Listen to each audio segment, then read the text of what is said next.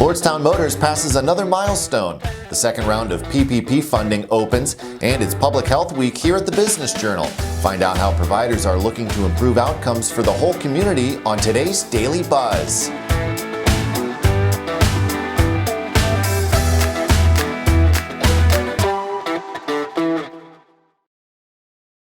Hello everyone, welcome to the Daily Buzz. I'm Mike Moliterno. Lordstown Motors has passed 100,000 pre-orders for its Endurance electric pickup truck. In the announcement, Lordstown Motors CEO Steve Burns called the accomplishment unprecedented in the automotive industry. The automaker is set to begin production of the Endurance in September as it moves to reach full capacity in 2022.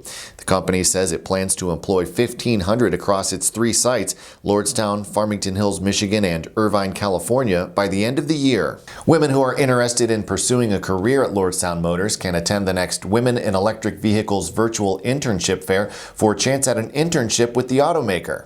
The fair will be held February 18th from 10 a.m. to 2 p.m. and a reservation is required.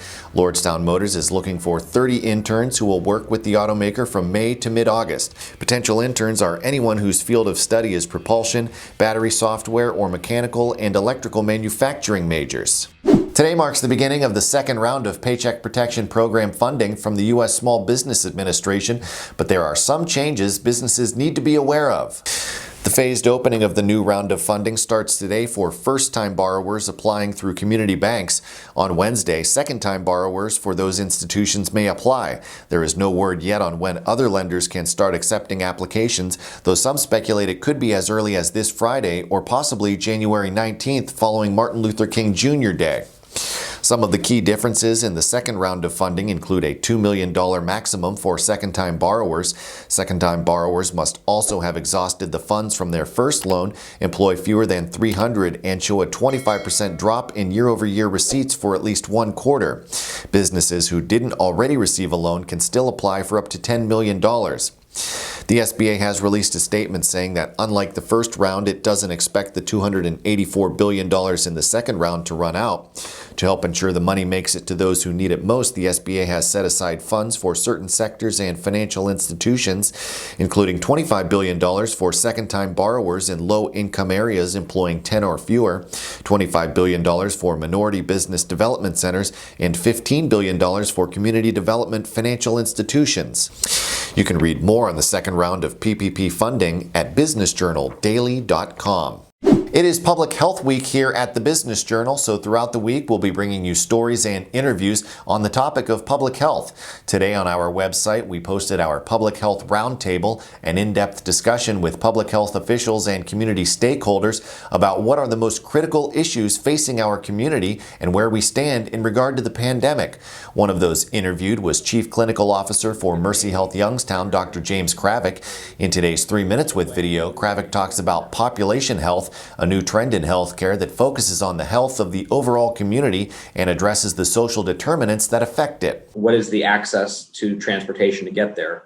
What is the access to actually getting the test done because of a cost issue? Or, is telehealth available when someone doesn't have transport? All of those pieces are part of the social determinants of health. And I think that is probably one of the most important public health issues right now out there. You can hear more from Kravec in the 3 Minutes with interview, and you can read the full roundtable discussion in the story on our website.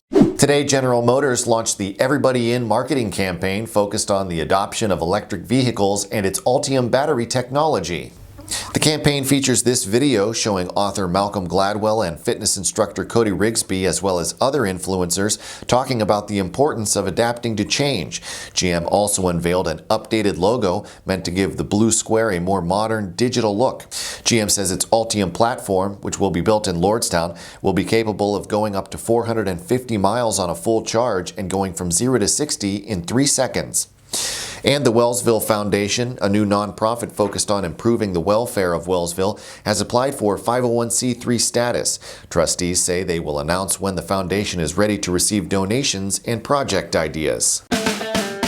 And that is going to do it for today's Daily Buzz. Be sure to like, subscribe, and leave us a comment. If you'd like to dive deeper into any of these stories, links are available in the description. Thank you very much for watching. I'm Mike Moliterno. Today marks the beginning of the second round of Paycheck Protection Program. Women who are interested in pursuing a career at Lordstown Motors can This is not out what is happening here. Monday.